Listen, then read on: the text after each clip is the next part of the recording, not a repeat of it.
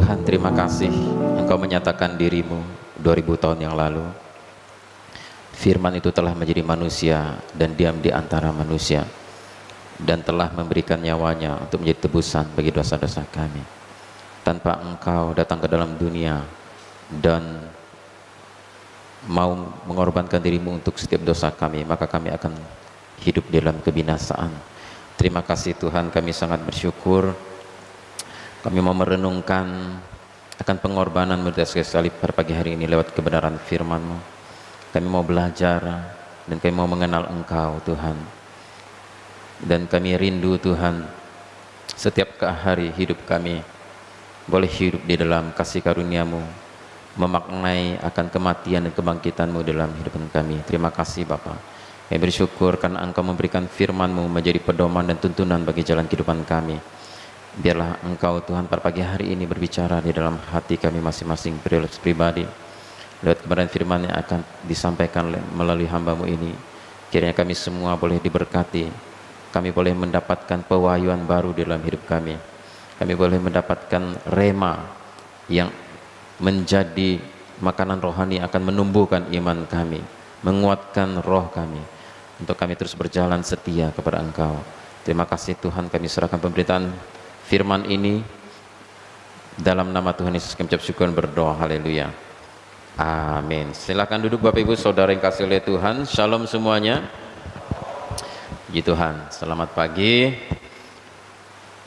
Dan kita masih dalam suasana Paskah pada pagi hari ini, masih dalam minggu kebangkitan Tuhan Yesus.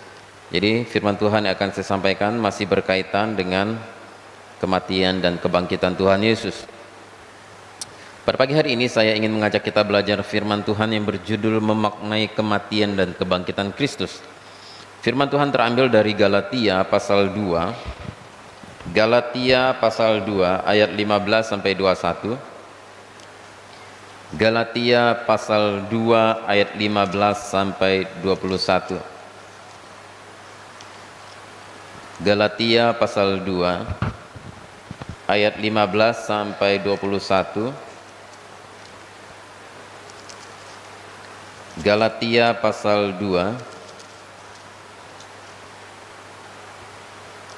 Kita akan baca ayat 15 sampai ayat 21.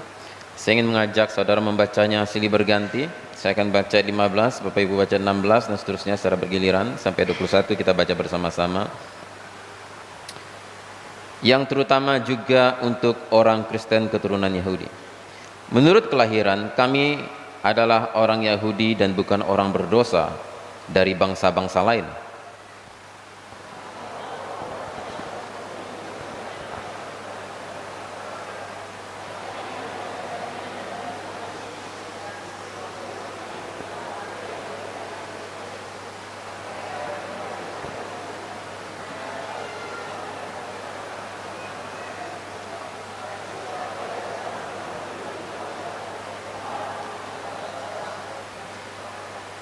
Tetapi jika kami sendiri sementara kami berusaha untuk dibenarkan dalam Kristus ternyata adalah orang-orang berdosa, apakah hal itu berarti bahwa Kristus adalah pelayan dosa?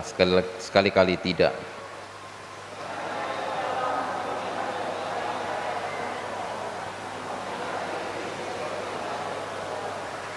Sebab aku telah mati oleh hukum Taurat untuk hukum Taurat, supaya aku hidup untuk Allah. Aku telah disalibkan dengan Kristus.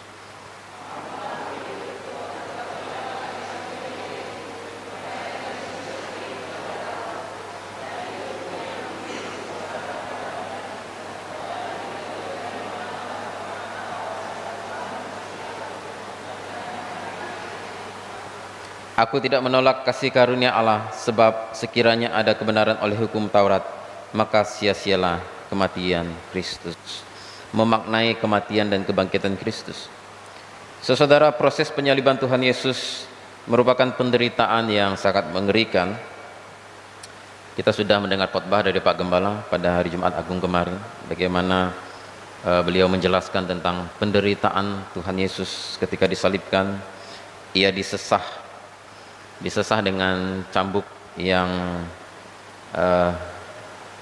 berduri, dan kemudian ketika dipukulkan di bagian punggung itu, cambuk itu mengangkat atau menyobek daging-daging yang terkena cambukan itu.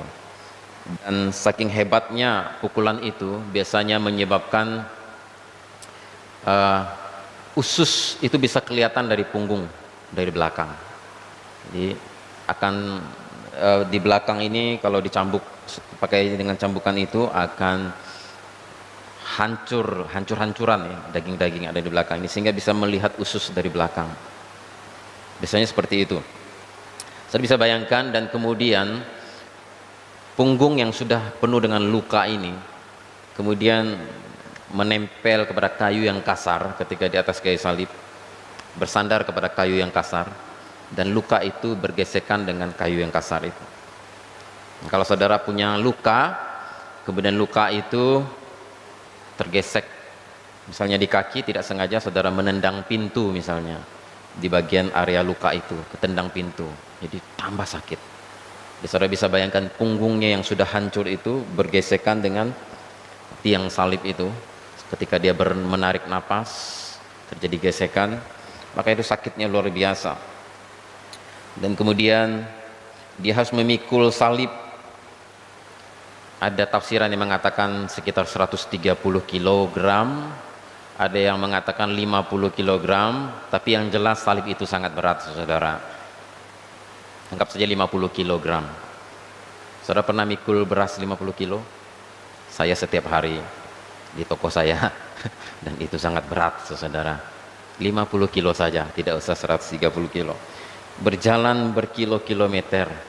Kalau saya lihat di Google Map, pusat kota Yerusalem dan Bukit Golgota itu sekitar 3 kilometer sekarang. Tapi tidak tahu kalau zaman Yesus itu bagaimana rutenya, entah dari mana ya. Di sekarang itu jaraknya sekitar 3 kilometer. Saudara bisa bayangkan mengangkat kayu yang kasar dengan tubuh yang sudah tercabik-cabik dan hancur-hancuran, bergesekan di sini,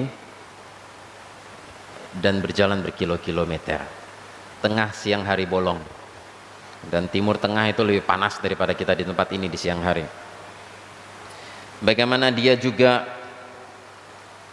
dimahkotai dengan duri yang menancap di kening kepalanya, menembus setiap kulitnya.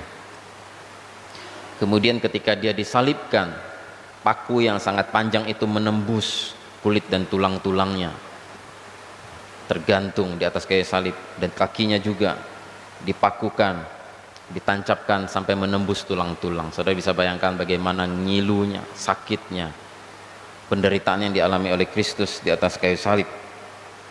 Belum lagi menerima ejekan, menerima pukulan, diludahi, dihina, dicaci maki, dan lain sebagainya. Itu adalah penderitaan yang luar biasa. Saudara, kita sudah tahu betapa beratnya penderitaan Tuhan Yesus di atas kayu salib, dan sekarang bagaimana cara kita memaknai penderitaan itu.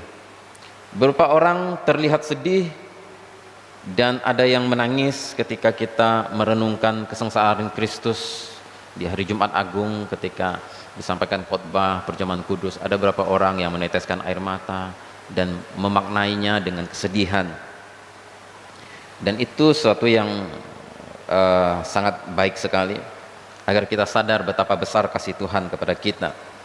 Nah, puji Tuhan bila Anda bisa memahami kesengsaraan Kristus. Tetapi sekedar memiliki perasaan sedih saja tidak cukup untuk memaknai kematian dan kebangkitan Yesus.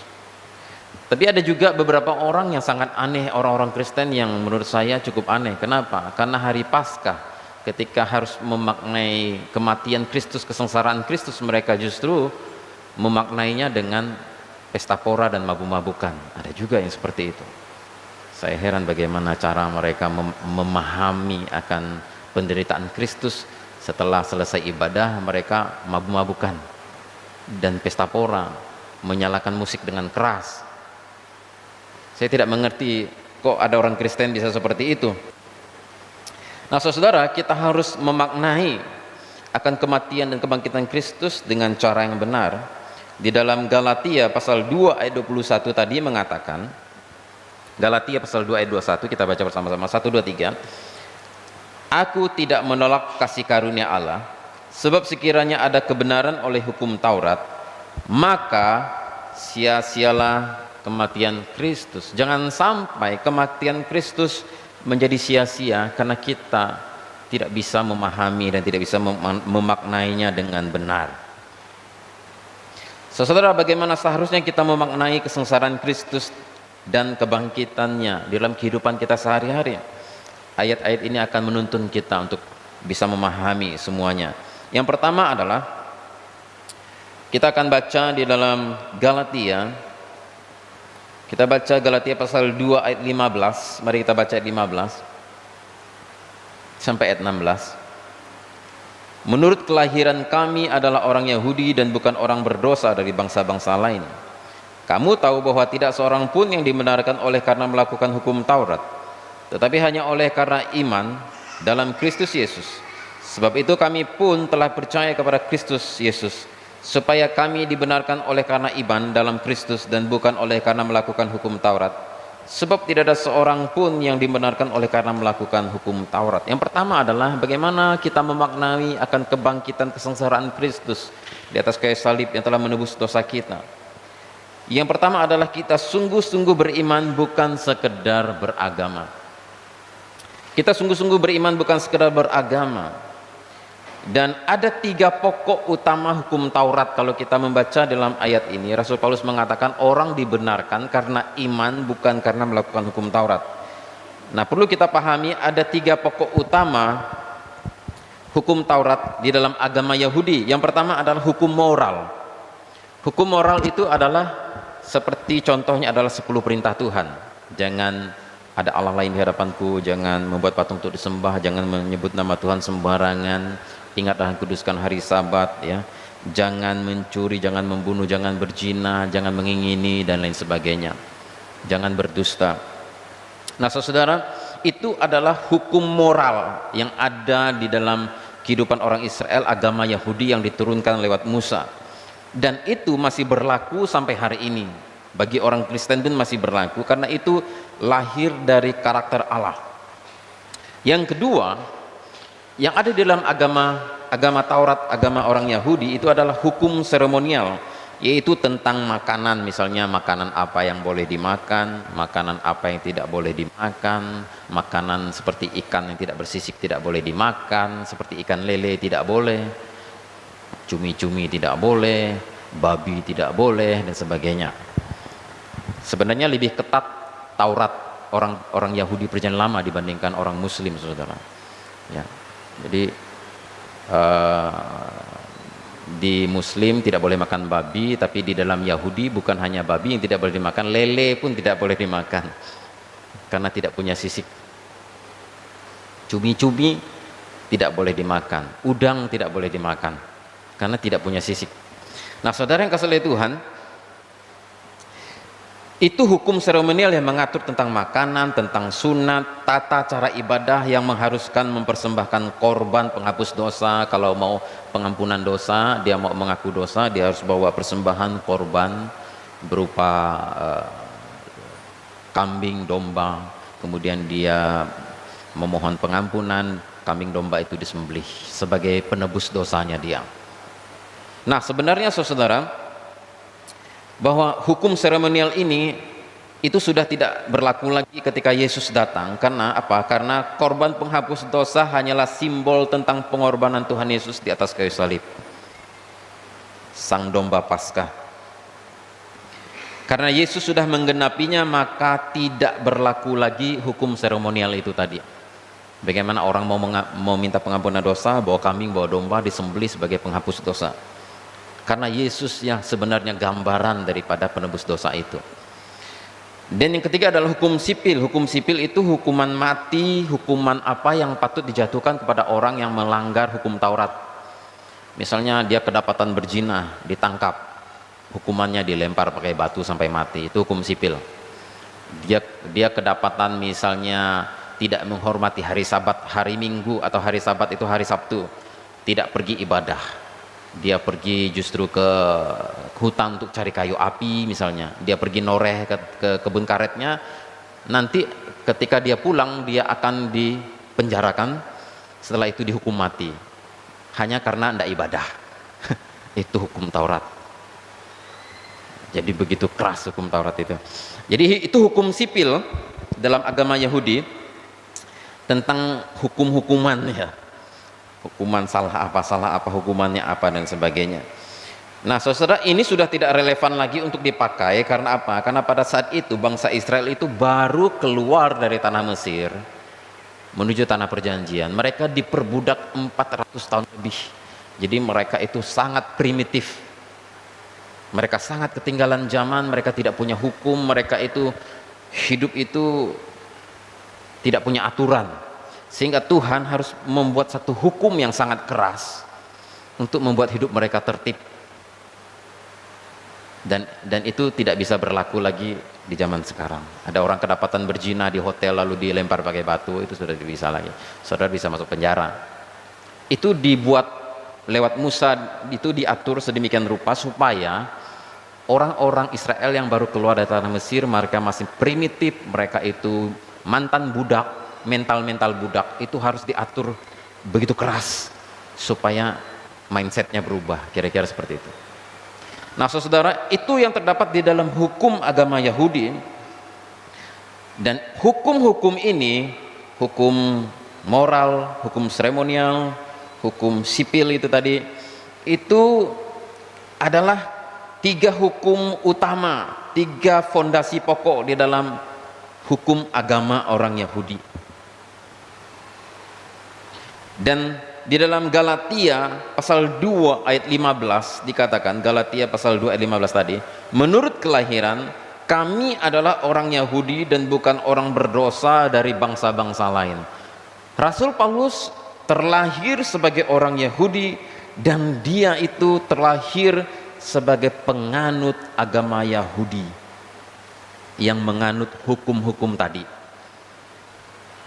Dan Rasul Paulus terlahir sebagai penganut agama Yahudi atau Yudaisme yang memegang Taurat pada mulanya itu merupakan sebuah kebanggaan bagi dirinya, karena dikatakan dalam ayat ini, menurut kelahiran kami adalah orang Yahudi dan bukan orang berdosa dari bangsa-bangsa lain. Jadi dia sangat bangga karena terlahir sebagai Yahudi yang menganut agama Yudaisme yang memiliki hukum-hukum tadi, tidak seperti bangsa lain yang berdosa.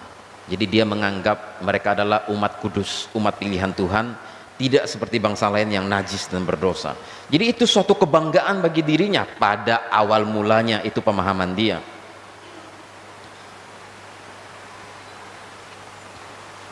Tapi di dalam Galatia pasal 2 ayat 16, Rasul Paulus mengatakan setelah dia memahami akan kematian Kristus di atas kayu salib, setelah dia memahami akan kebangkitan Kristus di atas kayu salib, maka dia menyimpulkan dalam ayat 16, kamu tahu bahwa tidak seorang pun yang dibenarkan oleh karena melakukan hukum Taurat, tetapi hanya oleh karena iman dalam Kristus Yesus. Sebab itu kami pun telah percaya kepada Kristus Yesus, supaya kami dibenarkan oleh karena iman dalam Kristus dan bukan oleh karena melakukan hukum Taurat. Sebab tidak ada seorang pun yang dibenarkan oleh karena melakukan hukum Taurat. Tapi ketika dia mengenal Yesus, akan kematian Kristus, akan kebangkitan Kristus yang menebus dosa, akhirnya dia tahu bahwa itu tidak mendatangkan keselamatan pada akhirnya. Dan keselamatan itu adalah karena iman kepada Yesus yang telah mati dan telah bangkit itu di atas kayu salib. Tetapi setelah mengenal kematian dan kebangkitan Yesus, hal itu merupakan kekeliruan, karena ternyata tidak ada seorang pun yang dibenarkan karena melakukan hukum Taurat, melainkan seseorang hanya bisa dibenarkan karena iman. Jadi kenapa hukum Taurat diturunkan kalau seperti itu? Hukum Taurat diturunkan adalah tujuannya sebagai gambaran akan kedatangan Kristus. Dan Kristus sudah menggenapi hukum Taurat itu, dan oleh sebab itu saudara yang kasih Tuhan, keselamatan itu pada akhirnya adalah karena iman kepada Kristus. Ada 613 perintah dalam hukum Taurat agama Yahudi. Sejujurnya, siapa yang sanggup melakukan semuanya? Melanggar satu perintah sudah dianggap melanggar seluruh perintah. 613 perintah. Kalau kita langgar satu, semuanya batal. Taurat itu adalah simbol dari sebuah agama, dan sekedar beragama tanpa beriman dengan sungguh-sungguh kepada Tuhan Yesus tidak bisa memuaskan dan menyenangkan hati Allah. Justru karena adanya hukum Taurat 613 perintah itu, makin banyak dosa dan makin banyak pelanggaran. Dan hukum-hukum itu tidak bisa memuaskan hati Allah, dan kita bisa sampai kepada Allah hanya dengan beriman dan percaya kepada Tuhan. Yang membuat Tuhan senang adalah iman Anda, bukan agama Anda yang Kristen. Anda tidak akan sampai ke sorga hanya karena Anda beragama Kristen. Anda hanya akan sampai ke sorga bila Anda sungguh-sungguh mengimani kematian dan kebangkitan Tuhan Yesus. Jangan pernah berpikir Tuhan akan memasukkan Anda ke sorga hanya karena Anda beragama Kristen. Tuhan hanya akan memasukkan Anda ke sorga hanya bila Anda beriman. Ibrani pasal 11 ayat 6 mengatakan demikian. Ibrani pasal 11 ayat yang ke-6 ini katakan demikian, tetapi tanpa iman tidak mungkin orang berkenan kepada Allah, sebab barang siapa berpaling kepada Allah, ia harus percaya bahwa Allah ada dan bahwa Allah memberikan upah kepada orang yang sungguh-sungguh mencari Dia. Tanpa iman tidak mungkin ada orang berkenan kepada Allah. Jadi kita tidak cukup hanya sekedar beragama Kristen. Dalam memaknai kematian dan kebangkitan Kristus, kita jangan sampai hanya puas karena kita ini hanyalah orang Kristen, tapi kita harus menjadi orang Kristen yang bukan sekedar Kristen, tapi orang yang beriman. Pada awalnya Rasul Paulus bangga dia punya agama Yahudi, agama Yudaisme. Tapi setelah dia memahami akan kematian dan kebangkitan Kristus, dia baru sadar bahwa kebenaran yang ditaruhkan oleh Tuhan di dalam pikiran dan hatinya membuat dia sadar bahwa keselamatan itu hanya karena kasih karunia dan karena iman kepada Yesus Kristus. Saudara, oleh sebab itu dalam memaknai kematian dan kebangkitan Kristus, mari kita menjadi orang Kristen yang sungguh-sungguh beriman, bukan sekedar beragama. Di dalam Roma pasal 10 ayat 9 sampai 10 mengatakan, Roma pasal 10 ayat 9 sampai 10 mengatakan, sebab jika kamu mengaku dengan mulutmu bahwa Yesus adalah Tuhan dan percaya dalam hatimu bahwa Allah telah membangkitkan Dia dari antara orang mati, maka kamu akan diselamatkan. Karena dengan hati orang percaya dan dibenarkan, dan dengan mulut orang mengaku dan diselamatkan. Kita ini selamat hanya karena anugerah Tuhan Yesus, dan bila kita mengaku dengan mulut kita, dengan hati kita percaya, kita sungguh-sungguh beriman akan kematian dan kebangkitan Kristus, disitulah kita memperoleh anugerah keselamatan dari Tuhan. Keselamatan itu bukan karena agama, tapi karena beriman. Saudara, contoh-contoh orang yang beragama tapi tidak beriman, misalnya di beberapa wilayah di India misalnya, ketika misionaris pergi datang ke sana untuk memberitakan Injil, ada banyak daerah yang menerima pemberitaan Injil, bahkan dibangunkan gereja. Tetapi saudara, mereka hanya menerima kekristenan sebagai salah satu agama mereka. Mereka sudah punya ratusan dewa yang mereka sembah setiap hari, dan ketika diberitakan Injil tentang Yesus Kristus yang mati, bangkit, menebus dosa, mereka percaya dan mereka menerima. Tapi mereka menerimanya sebagai salah satu dewa yang baru dari sekian banyak dewa yang mereka sudah percaya. Jadi mereka itu beragama tapi mereka tidak beriman. Itu contohnya misalnya. Bahkan banyak wilayah di kampung-kampung setelah perayaan Natal atau Paskah, mereka itu mabuk-mabukan, bahkan bisa berhari-hari mabuk-mabuk setelah Paskah. Jadi ini hanya sekedar beragama. Paskah itu hanya sekedar sebuah perayaan rame-rame agama. Ini perayaan agama, tapi belum punya iman, maka cara merayakannya salah. Dalam memaknai kematian dan kebangkitan Kristus, jangan sekedar kita hanya beragama, tetapi kita jadi orang yang beriman. Yang berkenan kepada Tuhan itu yang beriman, bukan yang beragama. Bukan berarti agama tidak penting. Agama adalah wadah kita di dalam organisasi untuk cari Tuhan, itu penting. Tetapi yang membuat kita berkenan kepada Tuhan bukan status agama kita, tetapi iman kita kepada Yesus Kristus yang telah mati di atas kayu salib, yang telah bangkit seperti dikatakan dalam Roma pasal 10 ayat 9-10 tadi. Barang siapa mengaku dengan mulutnya dan percaya dalam hatinya, bukan sekedar beragama, tetapi mengimani akan kematian dan kebangkitan Kristus. Bahkan tidak jarang ketika Tuhan Yesus masih ada di dalam dunia saja, orang-orang yang katanya beragama Yahudi, para ahli-ahli Taurat, sering mengkritik Tuhan Yesus ketika dia menyembuhkan orang sakit pada hari Sabat. Dia dikritik. Berbuat baik di hari Sabat itu dikritik, karena hari Sabat itu nggak boleh bikin apa-apa, nggak boleh bekerja. Jadi menyembuhkan orang pun nggak boleh.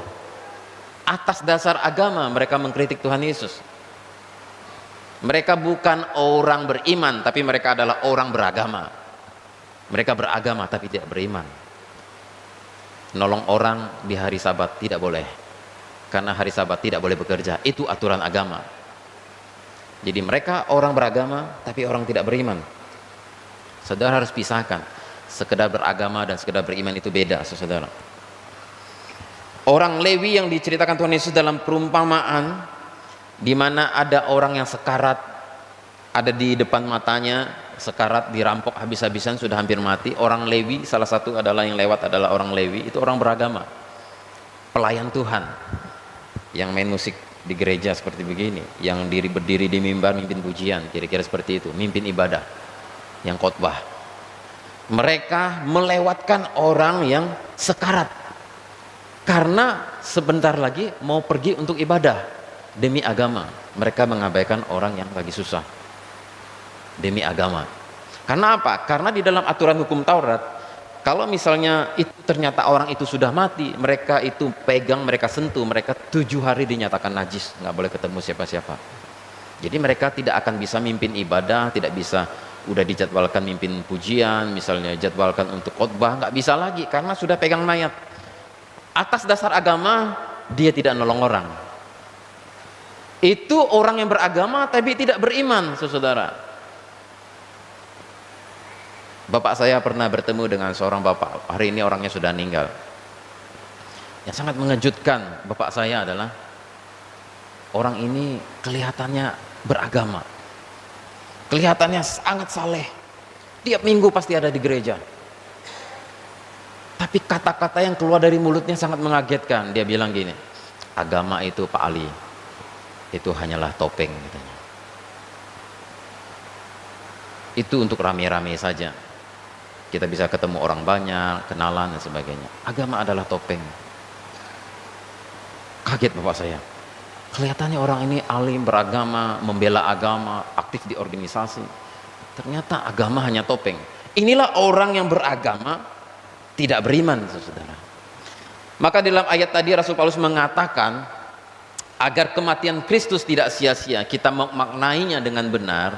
Kita ini bukan sekedar beragama, tapi jadilah orang yang beriman, sungguh-sungguh beriman akan kematian dan kebangkitan Yesus, bukan sekedar orang yang beragama. Saudara, bukankah Rasul Paulus sebelum bertobat percaya Yesus, dia adalah orang yang menganiaya orang Kristen atas dasar membela agama? Atas dasar dia membela agama, Rasul Paulus, agama Yahudi yang dia tadi dia bilang menurut kelahiran aku terlahir sebagai orang beragama Yahudi, dibanggakan olehnya.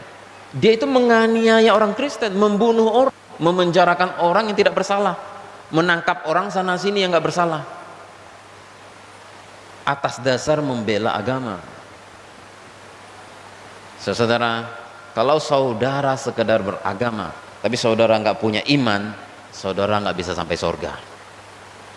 Yang berkenan di hadapan Tuhan, kata kitab Ibrani tadi, adalah orang yang bukan sekedar beragama. Agama itu baik, agama adalah wadah kita beribadah, kita berorganisasi di dalam iman kita kepada Tuhan, tetapi sekedar beragama itu tidak cukup. Tetapi di dalam agama itu yang penting adalah imannya, saudara. Itu yang bawa kita ke sorga. Itulah yang dikatakan oleh Rasul Paulus, bagaimana cara kita memaknai akan kematian dan kebangkitan Kristus. Jangan sekedar beragama, tetapi sungguh-sungguh beriman kepada Tuhan, menghidupi iman itu akan kematian dan kebangkitan Kristus. Amin. Saudara, ada banyak, saya melihat kekeliruan orang-orang yang beragama adalah mereka beragama tapi tidak beriman. Sehingga apa? Sehingga yang terjadi adalah mereka mencampur adukan iman mereka dengan tradisi-tradisi. Jadi kalau kita lihat ada banyak wilayah, daerah-daerah orang Kristen itu belum paham tentang hidup yang berkenan kepada Allah itu seperti apa, memaknai kebangkitan dan kematian Kristus itu yang mereka tidak paham. Jadi agama dicampur-campur dengan berbagai macam tradisi yang berbau animisme, itu dicampur-campur. Itu agama, tidak beriman.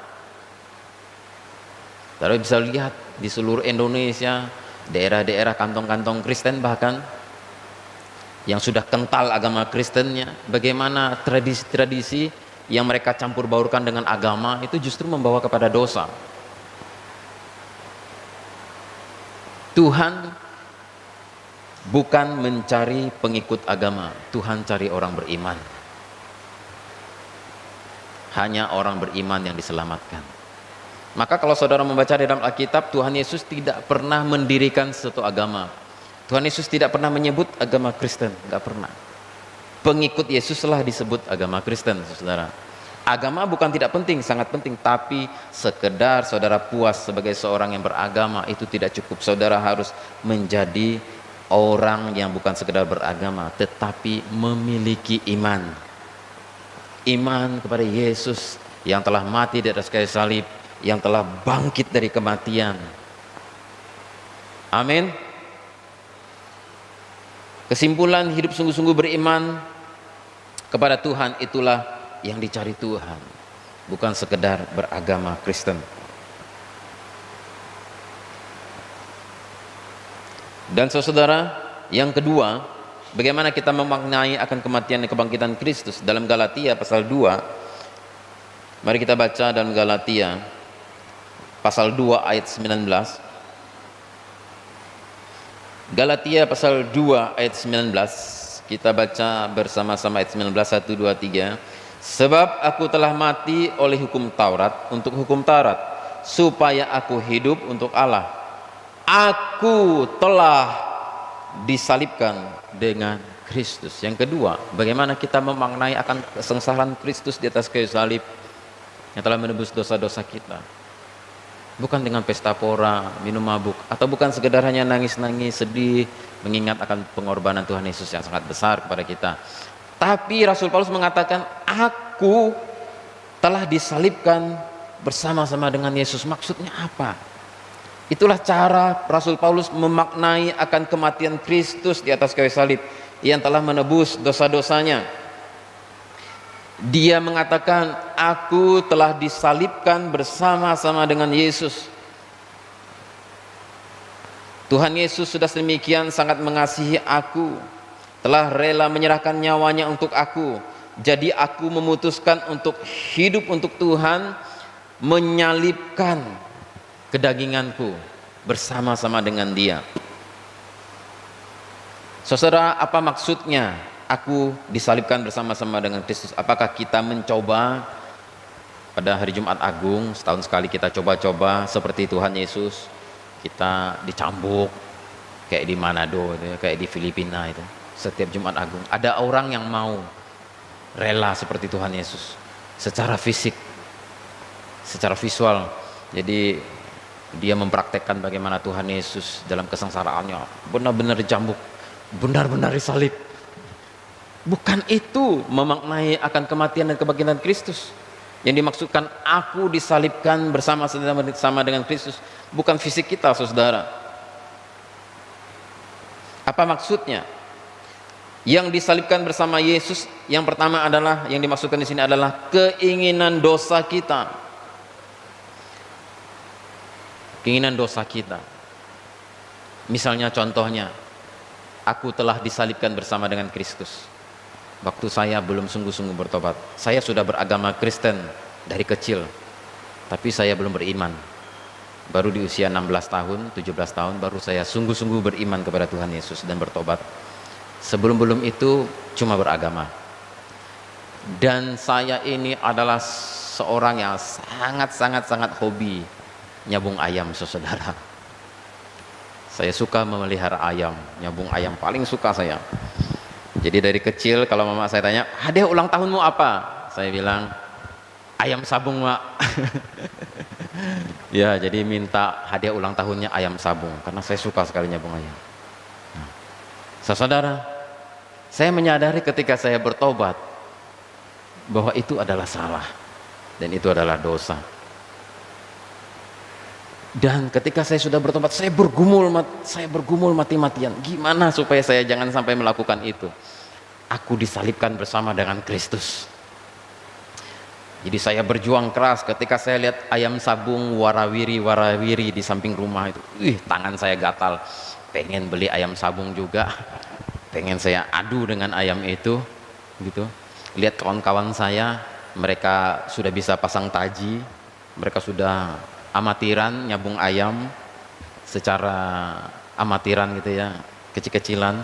Saya tertarik, saya pengen juga seperti mereka, tapi saya sudah disalibkan bersama dengan Kristus. Saya urungkan niat itu, saya matikan keinginan itu. Itulah artinya disalibkan bersama dengan Kristus.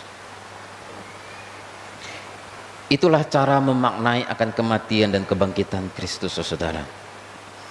Dan pada umumnya pria kalau sudah banyak duit pasti tergoda untuk selingkuh. Benar enggak bapak-bapak? Di sini sih nggak ada ya. Tapi di luar sana banyak kita jumpai. Kalau laki-laki banyak duit, godaannya banyak, saudara. Pasti tergoda untuk selingkuh. Dan ketika Anda melihat sekeliling Anda melihat kepada teman-teman yang lain, hampir semuanya punya simpanan. Saudara juga tergoda pengen selingkuh misalnya. Tapi ketika saudara ingat akan kesengsaraan Kristus, kematiannya di atas kayu salib, yang berdarah-darah atas kayu salib untuk menebus dosamu, mengasihi engkau, memberikan engkau hidup yang kekal.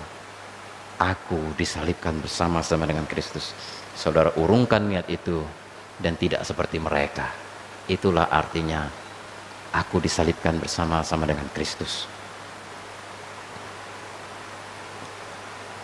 Saudara, begitu juga keinginan, misalnya saudara masih muda pengen nongkrong-nongkrong dengan kawan sampai subuh-subuh sambil menengguk minuman keras misalnya, itu asik sekali. Ketika teman-teman saudara mengajak, telepon WA, ayo datang sini ramai kita, dan saudara berkata tidak, maka saudara sudah menyalibkan diri saudara bersama-sama dengan Kristus. Rela menyalibkan keinginan dosa kita. Itulah artinya bagaimana kita memaknai akan kematian dan kebangkitan Tuhan Yesus. Mungkin kita punya karakter yang keras, watak kita keras, dengan karyawan kita keras, dengan istri kita, dengan suami kita keras. Kita suka mencaci maki orang, kita suka memandang orang lain dengan pandangan yang merendahkan. Sebelum kita bertobat dan percaya kepada Tuhan, hari ini karena kita tahu Yesus sudah mati di atas kayu salib untuk dosa-dosa kita, kita memaknainya dengan apa? Kita belajar untuk rendah hati, kita belajar untuk sabar, tidak memandang rendah orang lain, menganggap kehadiran orang lain sangat penting. Aku sudah menyalibkan kesombonganku bersama-sama dengan Yesus. Itu artinya, saudara, itulah cara memaknai yang benar akan kematian dan kebangkitan Kristus. Aku telah disalibkan bersama-sama dengan Kristus. Kesombonganku sudah disalibkan bersama-sama dengan Kristus. Sifat watak kasar, watak egois, tidak ada belas kasihan, Tidak ada penguasaan diri, iri hati, dengki, dendam sudah disalibkan bersama-sama dengan Kristus. Ketika aku melihat salib, semuanya sudah disalibkan bersama-sama dengan Kristus. Dan apalagi artinya disalibkan bersama-sama dengan Kristus? Artinya adalah rela menderita demi Tuhan Yesus. Karena iman dan pemberitaan Injil, Rasul Paulus justru mengalami banyak penderitaan. Padahal kalau ia tidak jadi pengikut Tuhan Yesus, hidupnya jauh lebih nyaman, aman, mapan, terhormat sebagai pemimpin agama Yahudi. Tapi ketika dia memutuskan mengikut Yesus dalam perjumpaan dengan Tuhan Yesus, hidupnya jadi susah. Mengalami karam kapal, dicambuk orang, dimasukin ke penjara karena memberitakan Injil. Sering mengalami kekelaparan, kekurangan, penganiayaan, dan dia rela untuk menerima semuanya itu karena imannya kepada Kristus. Itulah artinya disalibkan bersama-sama dengan Kristus. Bahkan kalau dia tetap bertahan di dalam agama Yahudi, mungkin saja Rasul Paulus bisa menjadi pemimpin besar di kalangan agama Yahudi, pemimpin orang-orang penting di satu negara itu. Dia menjadi orang yang sangat terhormat, bisa menjadi pengganti Imam Gamaliel. Tapi karena imannya kepada Kristus, mengikut Tuhan Yesus, aku telah disalibkan bersama Kristus, semuanya ia tinggalkan. Saudara, karena iman dan pemberitaan Injil, Rasul Paulus justru mengalami banyak penderitaan. Padahal kalau ia tidak jadi pengikut Yesus, hidupnya aman, nyaman, mapan, terhormat sebagai pemimpin agama Yahudi. Keputusan kita yang kita ambil karena mau mengikut Tuhan Yesus kadang-kadang justru membuat hidup kita susah. Itulah artinya disalibkan bersama-sama dengan Yesus. Begitulah caranya kita memaknai kematian dan kebangkitan Kristus. Kadang-kadang ketika kita mengikut Kristus, justru kita jadi jauhi teman-teman kita. Ada orang yang ketika dia mengikut Yesus, dia diancam akan dipecat dari pekerjaannya. Di Nangataman itu ada salah satu jemaat, ketika dia mengikut Yesus, dia diancam dan kemudian akhirnya benar-benar dia keluar dari pekerjaannya, ya, karena imannya kepada Kristus. Dan akhirnya dia punya pekerjaan lain, dia cari pekerjaan di tempat lain supaya dia bisa tetap menjadi pengikut Kristus. Saudara, artinya adalah kita rela menderita demi Tuhan Yesus. Itulah artinya disalibkan bersama-sama dengan Kristus. Dan yang ketiga, bagaimana cara kita memaknai akan kematian dan kebangkitan Kristus? Dalam Galatia pasal 2 ayat yang ke-20. Galatia pasal 2 ayat yang ke-20 kita baca bersama-sama. 1, 2, 3. Namun aku hidup, tetapi bukan lagi aku sendiri yang hidup, melainkan Kristus yang hidup di dalam aku. Dan hidupku yang kuhidupi sekarang di dalam daging adalah hidup oleh iman dalam Anak Allah yang telah mengasihi aku dan menyerahkan dirinya untuk aku. Dia sadar Yesus telah menyerahkan dirinya untuk menebus dosanya. Dia telah diselamatkan, dosanya telah diampuni, dia mendapatkan kasih karunia.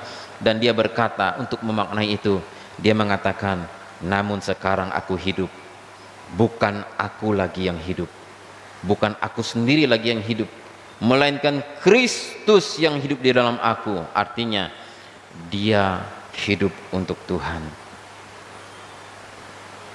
Kemarin-kemarin dia hidup untuk ambisi-ambisi di dalam agamanya, menangkap orang Kristen, memenjarakan orang Kristen supaya bisa mendapatkan penghargaan dari pemimpin-pemimpin agamanya, supaya dia bisa naik jabatan dan lain sebagainya. Itu tujuan hidupnya.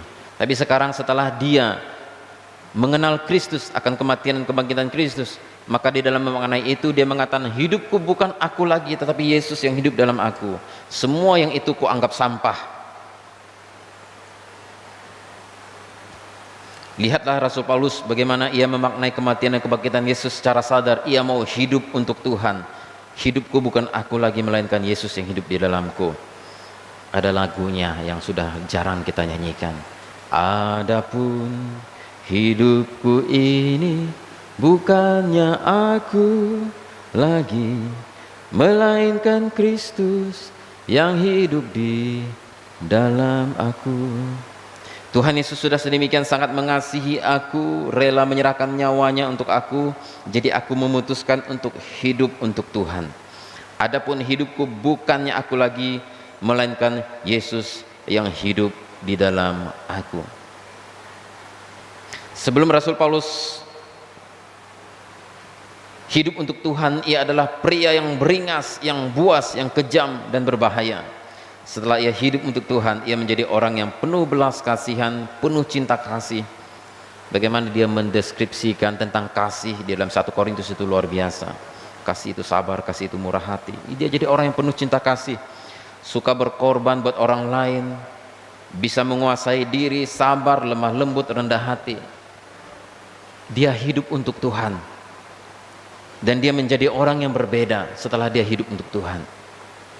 Dia tidak sama seperti dulu lagi sebelum dia hidup untuk Tuhan, yang beringas, yang keras, yang buas, yang kejam dan berbahaya. Setelah dia hidup untuk Tuhan, dia menjadi orang yang menguasai diri, sabar, lemah lembut, rendah hati. Karena itu yang menyenangkan hati Tuhan. Adapun hidupku bukannya aku lagi, maunya aku menggunakan emosi, menggunakan kekerasan, tapi maunya Tuhan, aku mengampuni, aku rendah hati, aku lemah lembut, menguasai diri dan sabar. Dan yang dia ikuti adalah kemauannya Tuhan. Apa artinya hidup untuk Tuhan? Atau hidupku bukannya aku lagi, melainkan Yesus yang hidup di dalam aku. Yang pertama, tubuh, hati, pikiran dan perasaan, keinginan, perbuatan dan perkataan kita tunduk pada kehendak Tuhan Yesus. Tubuh kita, hati kita, pikiran kita, perasaan kita, keinginan kita, perbuatan kita, perkataan kita tunduk kepada keinginan Tuhan Yesus. Itulah artinya hidup untuk Tuhan.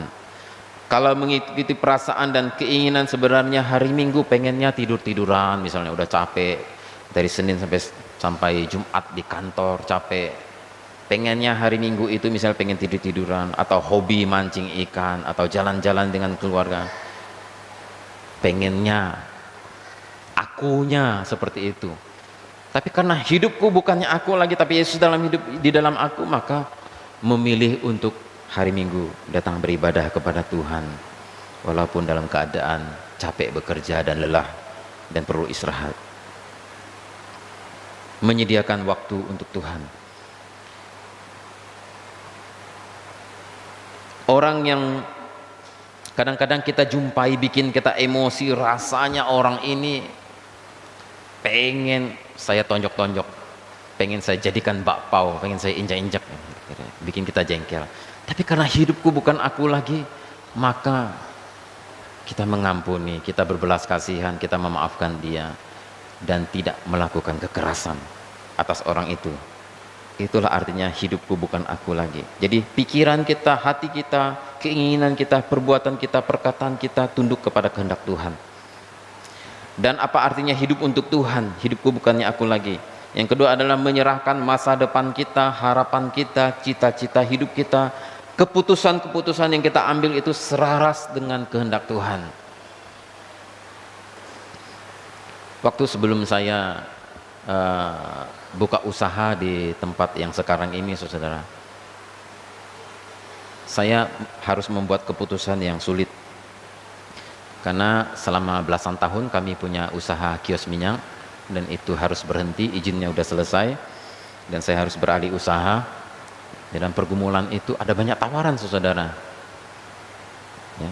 Salah seorang pengusaha yang sangat kaya di kota Sekadau, yang punya banyak SPBU, punya usaha ayam di pasar, punya market, Star Market tuh di pasar itu ya, menawarkan kepada bapak saya dan juga kepada saya untuk pergi ke satu tempat di Nangapino.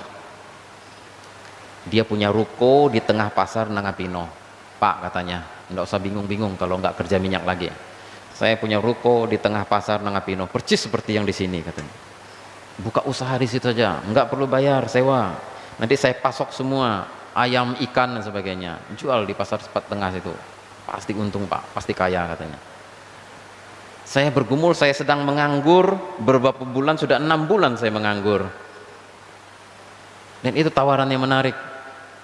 Tapi ada pilihan lain, saya melihat ada peluang usaha di tempat itu, dan kemudian puji Tuhan saya bisa mendapat izin untuk buka usaha di tempat itu, dan saya pilih tetap di Sagadau walaupun itu kelihatannya tidak pasti. Kenapa? Karena kalau saya meninggalkan kota Sagadau, Entomas baru dirintis, siapa yang meneruskan? Ya. Kemudian Semaung juga waktu itu juga dalam perintisan, siapa yang akan menjalankan? Jadi saya berpikir saya harus mengutamakan Tuhan. Saya hidup untuk Tuhan, bukan untuk duit. Duit itu adalah kita cari duit untuk kebutuhan hidup hari-hari saja, bukan cita-cita hidup, bukan tujuan hidup. Jadi saya mengutamakan, saya akan tetap di Sagadau, saya memilih buka usaha baru di situ, dan sekarang puji Tuhan, Tuhan memberkati saya. Hidup untuk Tuhan itu di dalam keputusan-keputusan yang kita ambil, kita itu melibatkan Tuhan, itu hidup untuk Tuhan. Jadi ketika kita mau tamat SMA, mau kuliah, kita mau ngambil jurusan apa, kita sudah hidup untuk Tuhan. Tanya Tuhan, kira-kira mana yang cocok untuk saya? Mau mengambil keputusan apa, mau kerja apa, mau menikah dengan siapa, ini orang yang kita nikahi seiman atau tidak. Jadi kita hidup untuk Tuhan adalah dalam setiap keputusan yang kita ambil, cita-cita kita, masa depan kita, harapan kita, semuanya tunduk kepada kehendak Tuhan. Itu hidup untuk Tuhan, saudara. Dan yang ketiga, hidup untuk Tuhan adalah cara menjalani hidup sesuai dengan ajaran Tuhan Yesus. Artinya dalam setiap tindakan dan keputusan yang kita ambil selalu kita pertimbangkan apakah ini sesuai dengan ajaran Tuhan Yesus atau tidak. Jadi itu artinya hidupku bukan aku lagi. Jadi ketika kita akan ambil keputusan, kita akan bertindak, kita itu menimbang-nimbang, ini sesuai nggak dengan firman Tuhan yang saya lakukan ini. Saya mau buka bisnis ini, saya mau buka bisnis itu, saya mau buka usaha ini, itu. Ini sesuai nggak dengan firman Tuhan? Itu jadi pertimbangan, kira-kira seperti itu. Itu hidup untuk Tuhan.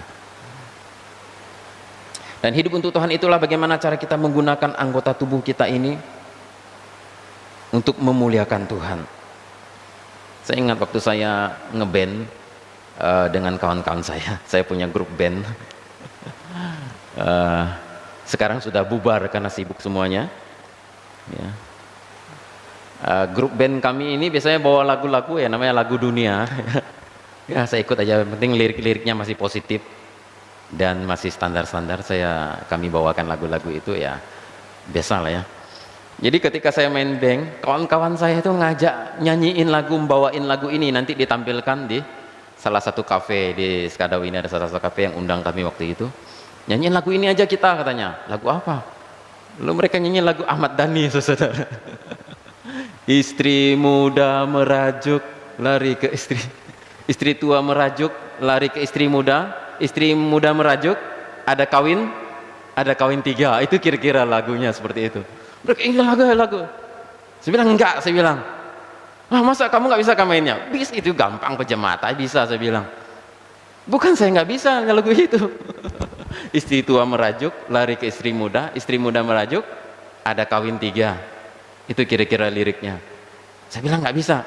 Kamu takut dimarah istrimu ya, katanya kalau dia nonton. Oh bukan itu, saya bilang. Saya orang Kristen, saya hidup untuk Tuhan. Seluruh hidup saya adalah untuk Tuhan. Jadi saya nggak bisa melakukan sesuatu yang menyakiti hati Tuhan. Lirik-lirik seperti ini bukan nilai-nilai orang Kristen. Tidak memuliakan Tuhan. Coba bayangkan nanti, waktu itu Elton lagi belajar gitar dan dia nonton. Dia lagi belajar gitar, si Elton lagi mengidolakan saya dan grup band kami. Lalu kami nyanyi lagu itu, saudara. Istrimu tua merajuk lari ke istri muda merajuk ada kawin 3. Elton nonton, wih, kok Asin nyanyi bawakan lagu itu? Emang boleh, katanya. Gimana saya, saudara? Jadi hidup saya memuliakan Tuhan. Hidup kita ini adalah suratan Kristus, menceritakan tentang Tuhan setiap hari lewat hidup kita. Jadi ada nilai-nilai yang tidak sesuai dengan kekristenan. Ada yang harus kita buang, saudara, dan kita tidak lakukan. Itulah hidup untuk Tuhan. Bagaimana kita berkata-kata, bagaimana kita memperlakukan istri kita, bagaimana kita memperlakukan pembantu kita, karyawan kita, bagaimana kita menjalankan usaha, melayani orang belanja, melayani konsumen, bagaimana kita di kantor bersama rekan-rekan kerja kita. apakah kita orang cari muka atau tidak, itu hidup kita adalah untuk Tuhan. Mari kita mengatakan hidupku bukannya aku lagi, kita hidup untuk Tuhan. Mari kita melakukan segala sesuatunya untuk memuliakan Tuhan. Layani orang sebaik-baiknya yang belanja tempat kita. Belajarlah jadi karyawan yang jujur, karena hidup kita bukannya aku lagi, melainkan Kristus yang hidup dalam aku. Itulah artinya memaknai kesengsaraan Kristus di atas kayu salib. Bukan dengan pesta minum mabuk, bukan hanya sekedar nangis-nangis merenungkan akan kesengsaraan Yesus, bukan hanya itu, tapi hidup kita, hidup yang dipersembahkan untuk Tuhan, untuk memuliakan Tuhan. Sejujurnya waktu saya merintis gereja, terutama di Suabagan, itu perintisan yang berat. Rute perjalanannya itu menempuh jalan tanah kuning yang kalau hujan, saudara, lengketnya minta ampun, motor nggak bisa gerak. Jalan kaki jauh lebih cepat daripada pakai motor. Dan setelah sampai di tempat perintisan, yang datang 2 orang, 3 orang, kita sudah ketuk pintu rumahnya, datang ya Pak, ibadah Pak ya. Sekali sudah ibadah nggak datang, justru dia nonton TV, justru dia pergi mancing ikan. Nggak menghargai kita yang sudah mati-matian datang setengah mati susahnya. Apakah saudara pikir saya suka melakukan itu? Saya nggak digaji. Sebenarnya sejujurnya saya tidak suka melakukan itu. Sejujurnya saya nggak suka, saudara. Apalagi ada jadwal pertandingan sepak bola hari Minggu, itu kebentur dengan pelayanan saya di Suabagan.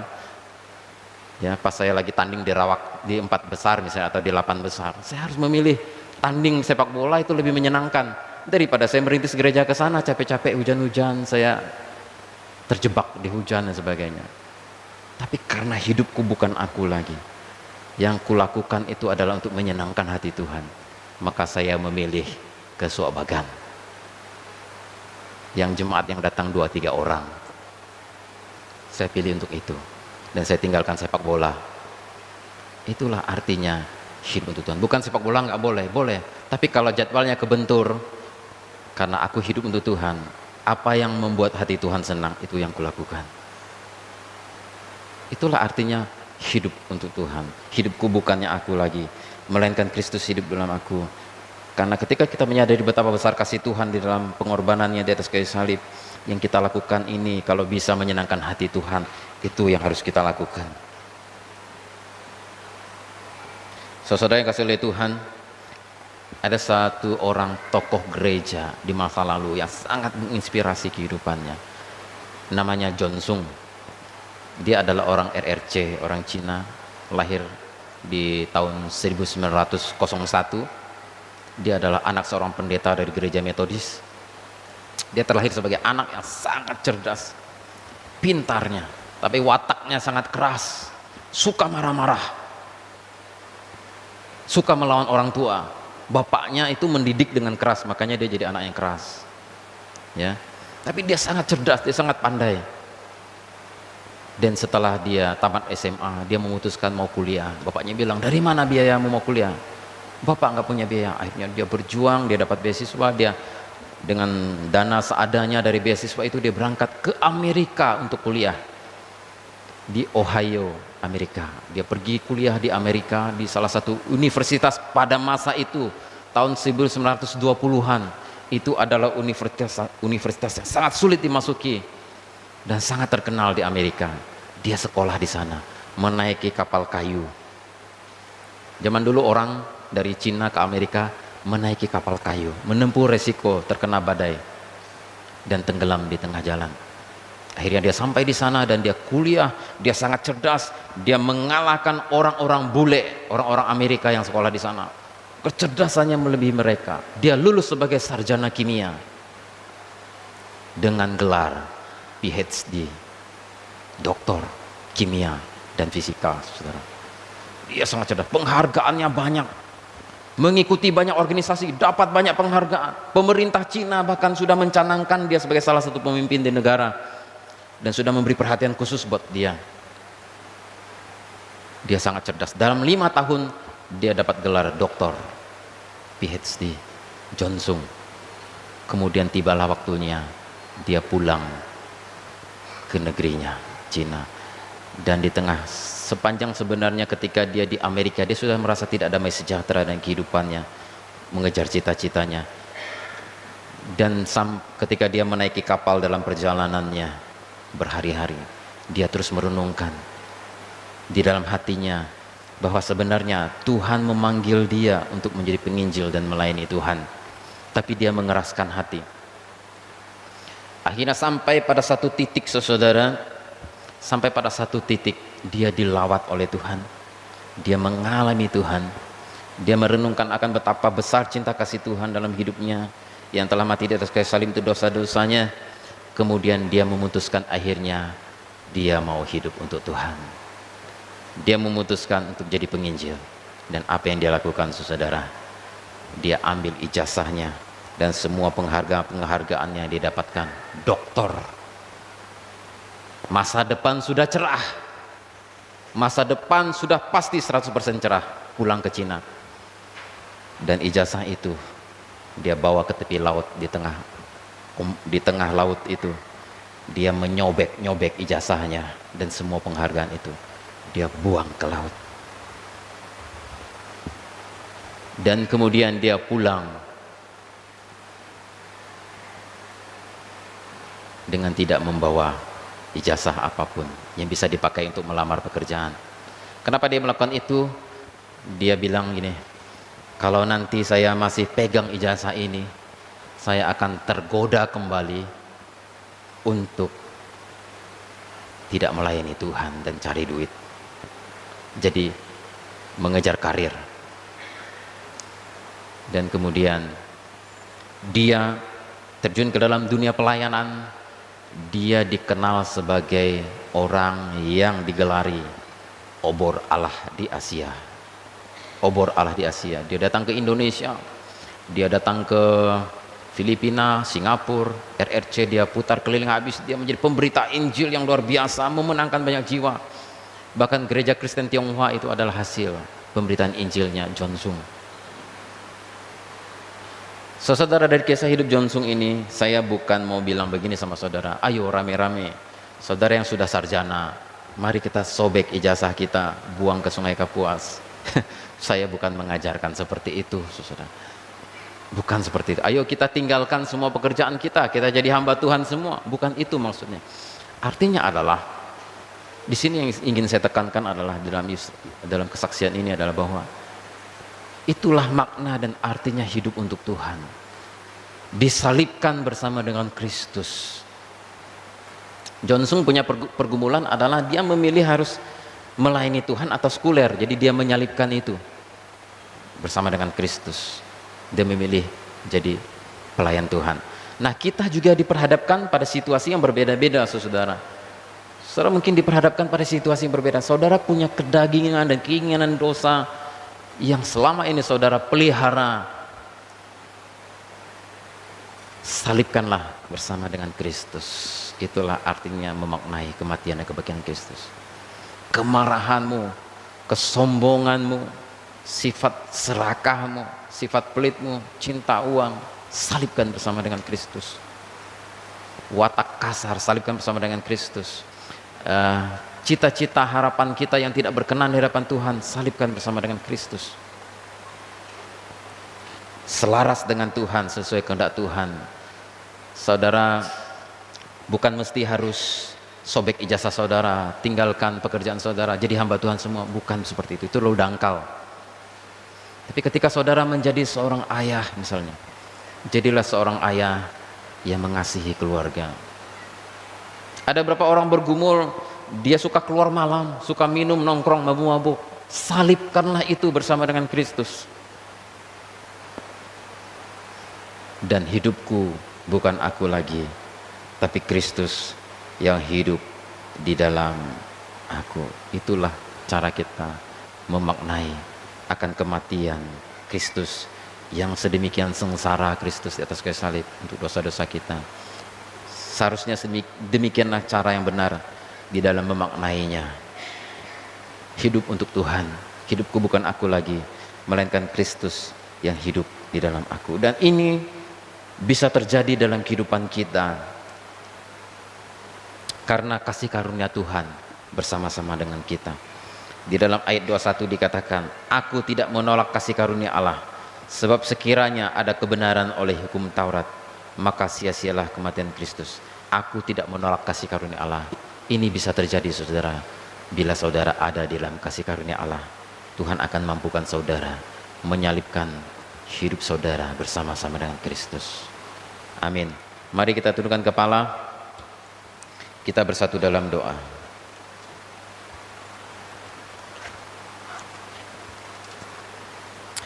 Tuhan Allah Bapa kami bertata dalam kerajaan sorga, terima kasih buat kebenaran firman-Mu. Terima kasih 2000 tahun yang lalu Tuhan Engkau rela datang ke dalam dunia. Engkau rela mengorbankan nyawa-Mu untuk menebus dosa kami. Karena kami manusia tidak mampu menyelamatkan diri kami. Tuhan terima kasih. Untuk memaknai itu kami mau hidup buat Engkau. Seperti yang dikatakan oleh firman-Mu. Aku telah menyelipkan hidupku bersama dengan Kristus. Ada banyak hal, ada banyak bagian, area dalam kehidupan kami yang harus kami salibkan bersama dengan Kristus. Dosa-dosa dan kejahatan yang kami lakukan, yang kami terus pelihara, Tuhan tolong kami dalam kasih karunia-Mu. Tuhan mampukan kami untuk hidup berkenan di hadapan-Mu dan hidup untuk Engkau, memuliakan Engkau. Tuhan terima kasih. Terima kasih kami boleh mengenal Engkau. Terima kasih Tuhan, karena kami boleh mengalami kasih karunia-Mu. Kami bersyukur Tuhan, ajarlah kami setiap hari untuk memaknai akan kematian dan kebangkitan Kristus dengan cara yang benar. Terima kasih Bapa di surga. Terpujilah Engkau sampai selama-lamanya Allah hidup Raja atas segala raja. Dalam nama Tuhan Yesus kami bersyukur dan berdoa. Haleluya. Amin.